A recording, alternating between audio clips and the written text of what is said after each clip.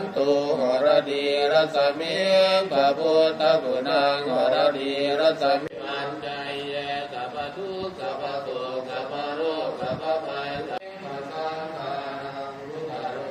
ปะยะวิวันใจเยสัพพทุกข์เมตังขายาปรัสมิงพระสังฆานา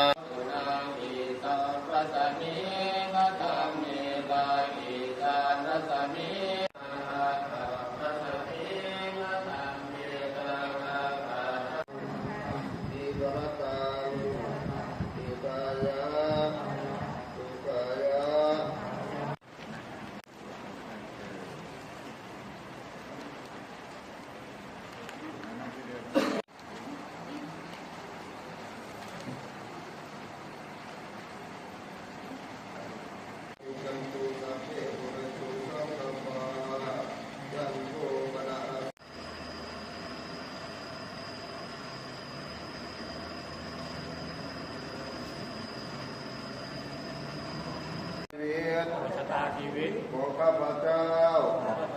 ในวันนี้ขอให้เจ้าที่เจ้าทางได้โปรด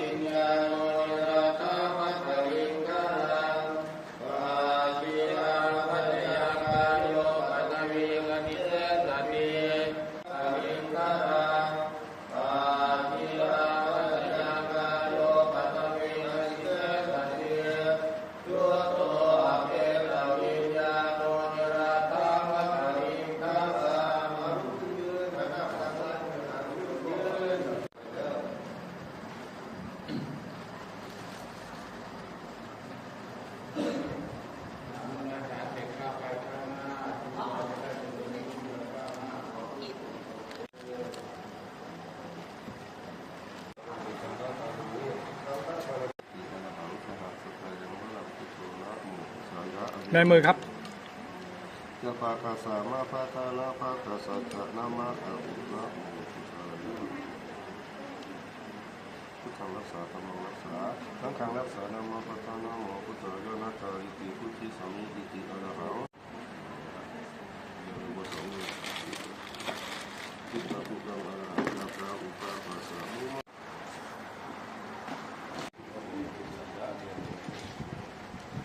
แ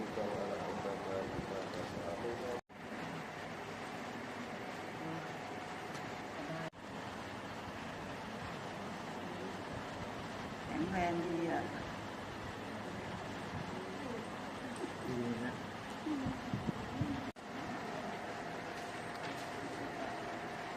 ลงก็ได้ถ้าเกิดใหม่แล้วกำลังสัจจาเขียนชื่อใส่กระดาษติด